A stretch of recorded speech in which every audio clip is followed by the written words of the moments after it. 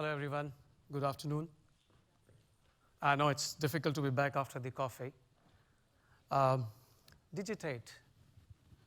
Let me take you a journey of what is it we do and probably link it to how is it we use the graph database like Neo4J's. How many of you are from the data center IT backgrounds? Oh, handful. So probably this would click a lot more with you guys in terms of what we do.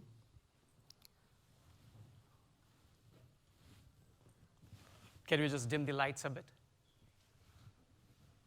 If I ask you to imagine some of the scenarios which happens at the data center side of it, from the operations side of it, imagine that you are a utility organization and you have a couple of hundred new joinees, contractors, employees joining you on weekly basis.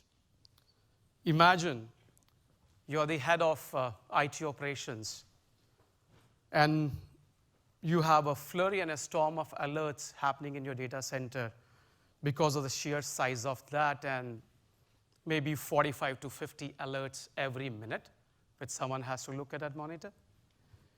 Imagine you're a retail company and your website goes down for few minutes. And imagine the same scenario happening during the Black Friday Thanksgiving sale. What happens?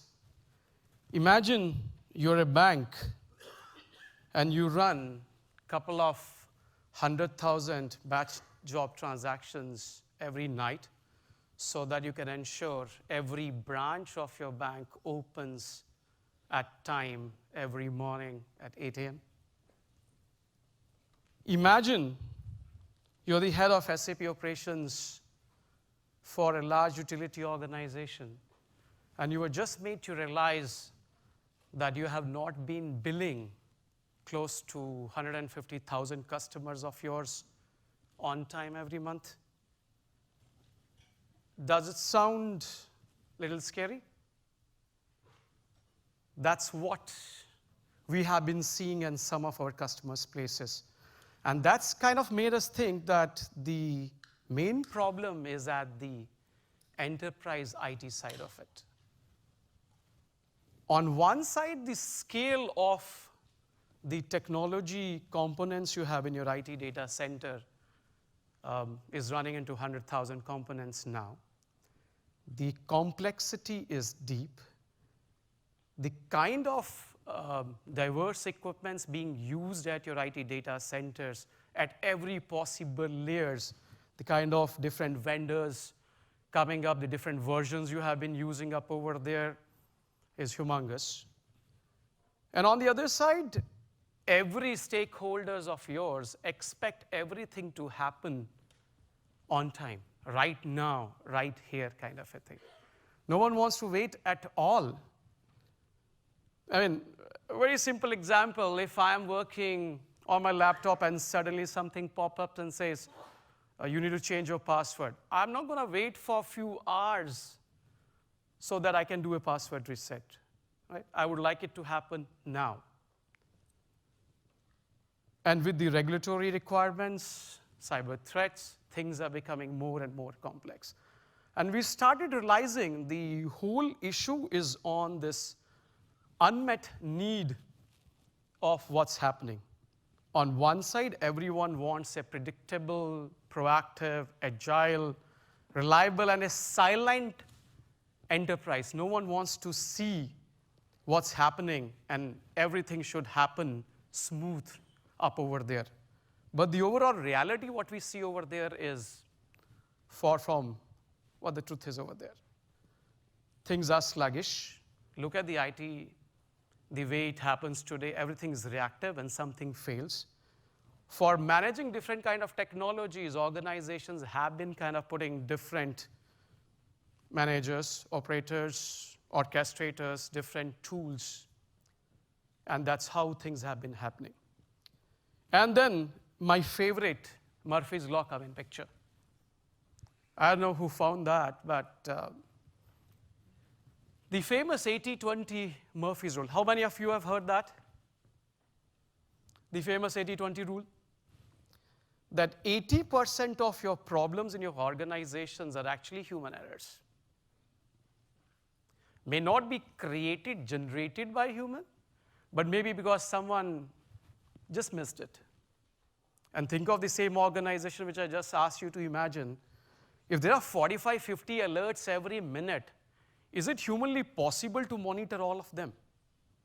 It's okay to miss one or two here and there, but the moment you missed a critical one, that's it.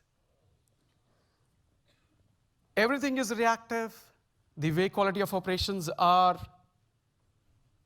things were supposed to go beyond what it is. So we thought of something. I mean, Tata Consultancy Services, we have been in industry since last 50 years, managing a lot of IT operations globally. We are a large organization, 500,000 people. And we thought there has to be some smarter way of doing things. And Amel, you rightly said, most of the technologies which people talk about these days is AI, ML, DL.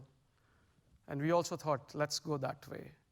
And being the Star Wars fans ourselves, being the Matrix fans ourselves, we thought of something, let's go on that particular side of it. How many of you are Star Wars fans? That's it. I thought more people would be Star Wars fans. May the force be with you. We also thought of an AI. And we thought, if there is a smarter AI way of doing things up over there. And that's what, after working on it for close to 5.5 years, in our so-called garage in Pune, India, we launched a product called Igneo in 2015. That's our answer to the world, if you know about the other AIs. The logic was very simple. Human brain is quite powerful. And if I have been managing the data center IT operations of the world over the years, if I have been managing SAP operations, if we have been managing the batch workload management operations or cognitive procurement, and we have that kind of skill with us, knowledge with us, can I actually train an AI to do that job for us? We combine the overall machine learning and all the other technologies to kind of help the engineers. I mean, Amel did a really good job when he was talking about the different organizations who are trying to send human beings to Mars, finding the cure of cancers and other things. We're not doing those yet, but we are doing our fair bit to the society, especially in the IT guy's life, by reducing his pain minutes over there. We are trying to ensure when a CIO of IT or a VP of IT enters the office every morning, he doesn't look at a graph which is red. He can actually go grab a cup of coffee, chat, and probably afternoon lunch he can have at a golf course with a friend or a colleague of his. We're trying to ensure that things in his life and his team's lives kind of become better. Sounds nice? Thank you. Some of the examples when I asked you to imagine, let me show you some of the things which we have done with few of our customers. The first example which I'm taking is from a large media analyst company. And most of us probably would have responded to their media some point in our life or the other. On one side, we worked with them to look at their overall patch, which is the window patch process. Sounds simple, but when we started going into that journey, realized it was quite complex. While we made the whole thing simple, agile for them, we also realized, working with them over a few months, that we were saving close to $1.5 million for them every month. And there was a reduction of almost 85 to 90% in their overall manual efforts in the whole space. The second example in that is from a large European bank. We worked with them We looked at the way change happen in that organization. Every time they get new set of processes, new people who join them, any new acquisition or merger they did up over there, any new technology they want to insert, and we went into the overall logic of what if and if what analysis. Before you run the process, we can actually look at the whole thing, run it in a simulation environment, and can tell you if this process runs in a real time, what failures would you see, and what is it you need to do to make those corrections. The third example is from a utility organization. The same one I asked you to imagine, where a couple of hundred employees joins every week. When we worked with them, we realized the average employee onboarding time was in few weeks. And probably it's common to most of the large organizations. By the time you provide them the right kind of access from HR, IT, facilities, securities, it takes few weeks. And those few weeks, everybody is paid, but probably they're not productive for the organization. So we worked on the overall process for them, gave them a single point of view. I looked at every process, looked at every possible relationship, and now the process for them is in hours rather than weeks, and the employee becomes productive on day one. So whether he really starts working on day one, we haven't gone that far up over there with them yet. Let me take you to the journey of how is it we do that. When we look at any IT operations, especially the overall infrastructure side of it, we look at everything which is there in an IT environment, in a data center, as one particular unit. And we want to create the overall structure of that. When we look at it, the first thing we do over there is learn the whole context. And this learning the context is very, very important to us. Looking at every possible node, relationship, how are they independent and dependent on each other, which one would affect the relationship with others, is something we look at on the whole side of it. Based on that, we kind of work, handle incidents, manage alerts, perform actions, and ensure those things are being learned by this AI on its own. By the way, this AI does not just give you smart alerts, triggers, and recommendation. It can also self-heal the environment. It can go and take actions autonomously also on those sides of it. For our context of the Neo part of it, learn context is what we want to focus on today. When I look at the learn context part of it, the logic is actually to construct a single source of truth for your overall IT landscape. We want to have visibility of everything which is there in the data center, from the applications to the middleware to the infrastructures or any of the tools and paraphernalia you have invested time on. We assimilate data from every possible source over there, and we kind of support 12 different data source types into this. We look at the data quality, look at all the gaps, try to fill those gaps and improve them over the time. We also look at the historical data in terms of how things have been happening. So if you have your logs up over there, and you probably give us those logs of what happened in the IT in, say, last 3 months, you let this particular AI think about it. It can actually tell you if it has been this particular AI, how is it would have solved those problems. A lot of people are still not ready to let the AI manage their data centers and act on those problems autonomously, so they normally request, okay, give the recommendations, what should be done, let one of my engineers take over on that particular part of it, and over the time, build their faith on what is the probability and the success factor in terms of the recommendation given, the action taken by the engineers, and how many times that was successful. Over the time, the moment they realize that the success rate is almost 90%, slowly and slowly they start going towards that.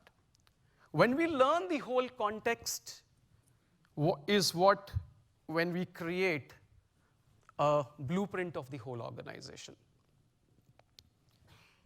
Again, from the blueprint perspective, let me take a very simple example in terms of your house blueprints. Suppose one of the light switches in your home is not working. You call up electrician, he doesn't have a blueprint. Does that mean that you will allow him to break up all the walls and try to find out how the wiring is running?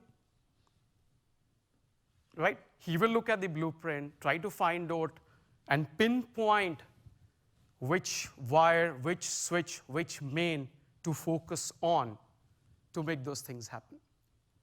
That's what we also try to do when we look up and create the blueprint of the whole organization, both from the IT perspective and the business side of it. When we look at the overall blueprint up over there, if on the one side, if you look at the relationships and traceability from business to IT, we focus from host to VM to OS to application components and application. On the other side, from host to network interfaces and network devices. Anything and everything is what we look at. Based on this thing is what we create our logic of normal behavior characterization.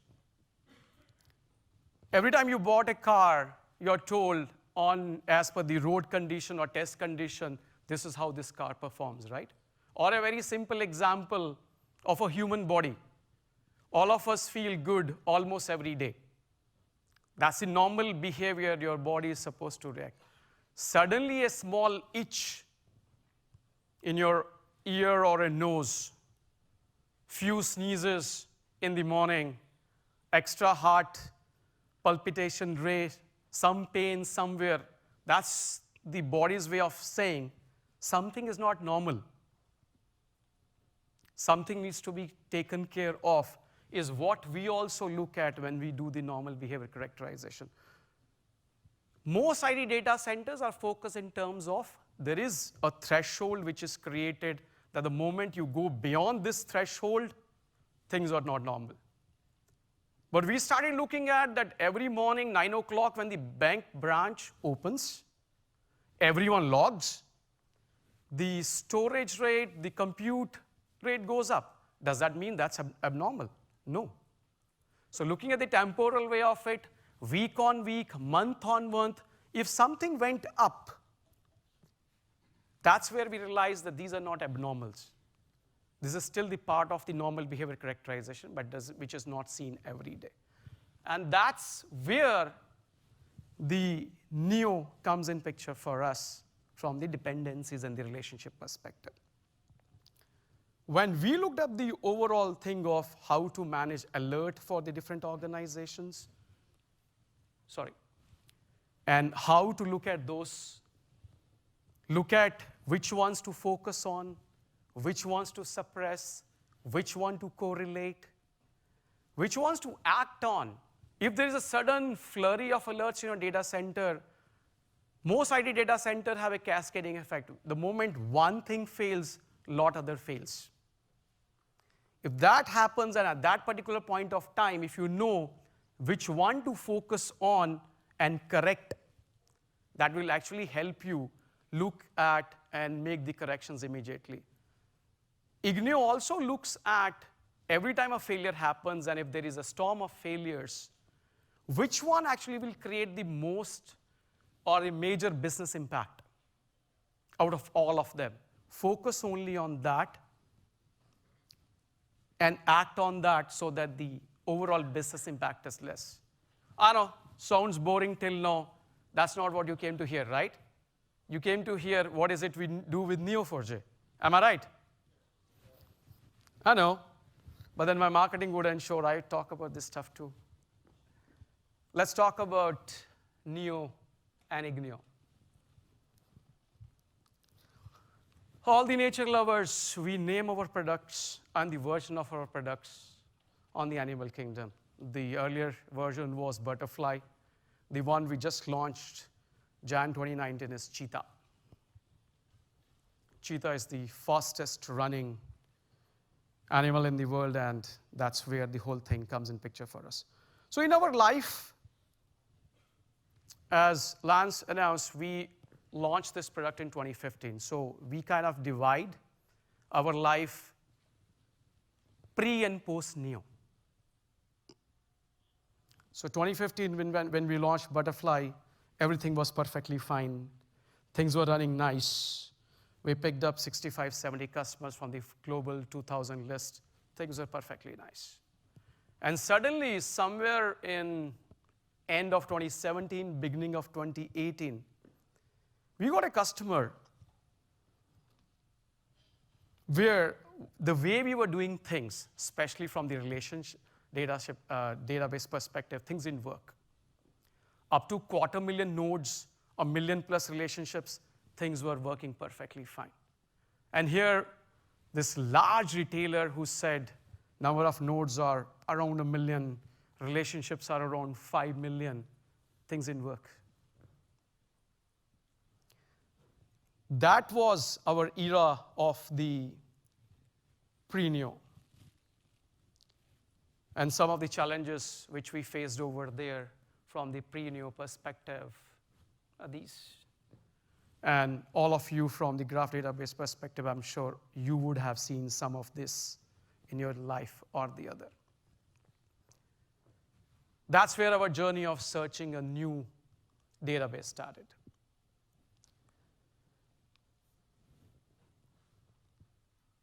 On day one, I don't think we realized that Neo4J was the one for us. Team worked extensively to work at the features, what we want to focus on, whether these were the performance metrics or the functional features, including the soft features like the robust user community and market presence. We looked at multiple products into the market, did the benchmarking and POC with few of them, and we realized that Neo was the one which could actually help us meet some of our things, and this is our post-Neo journey. Where things happen good, the way product Siraka 2019 onwards, what have been shipping Cheetah to the customers, have given us features including your overall data storage itself to be a schemaless. For the context and the overall process, the way things work, behavior and structure of data is of importance to us. While behavior is time varying, involves a lot of data, structure is what helps us create the overall nodes and relationships, and Neo4J really helps us on that particular part of it. Just to summarize it, I want to show you a small video of what we have put on this particular part of it. With the rapid adoption of digital technologies, assuring business outcomes demands a stable, resilient, and agile IT. Yet achieving this is anything but simple. This is due to 3 reasons. First, most business activities involve an interplay of many technologies. Second, the rate of change in technologies and their interdependencies is accelerating. Third, enterprise IT organizations are partitioned into layers, with each silo having limited visibility. Today, 90% of the time required to handle an IT situation is spent in isolating the cause and identifying a fix. This leads to fragile, sluggish, and inefficient IT operations. The outcome is missed business opportunities and a high cost of doing business. Ignio AIOps, an award-winning product, addresses this core problem by combining artificial intelligence and machine learning with automation. Ignio first mines different data sources within an enterprise to self-learn cross-layer technology dependencies and behavior of each component. Ignio then leverages this contextual awareness to mimic human experts in handling situations. It isolates the root cause for an observed IT fault, prescribes the best fix, and applies it autonomously to recover from the fault. Ignio checks the health of business-critical technology components proactively and continuously, identifies potential hotspots, and recommends different options to prevent any business disruption, and takes appropriate action. The outcome is highly resilient, agile, and efficient IT operations that allows enterprises to cash in on business opportunities and run their operations optimally. Are you ready to reimagine your enterprise IT operations? Let me also share a small anecdote with you guys in terms of what Ignio did beyond the data center. Any marathon runners here? Few. New York Marathon last year. Did anyone run? We realize if this is an AI and it can assimilate data, it can look at all relationships and nodes. Can I actually use it to predict something? We put Ignio on the job to predict who would win the marathon. We kind of put the data of every runner who was there, their historical data, their timings, the locations and venues they have been running, and their experience and their timings on that. And how did we do? For the winner category, Ignio was off by 23 seconds. This is a 26-mile. The winner, Melissa, I think she won with 2 hours, 2 minutes, and 36 seconds. Ignio was off by 30. Those are the things which we do. Something about us. That's the last slide. We are Digitate, launched 2015, 100+ customers. 4 years, I mean, we have not completed our 4 years, and having 100 customers from the Fortune 2000 list is actually, that makes us one of the fastest growing companies, software companies, which is there right now. Multiple flavors, multiple accolades, which we have won over the time. And we are very happy to partner with Neo4J. I joke with my team sometime, this was an integration or marriage which was destined to happen. If you look at the names itself, Ignio and Neo, there is a Neo in the name Ignio itself. This was supposed to happen, and which happened. Thank you so much, ladies and gentlemen.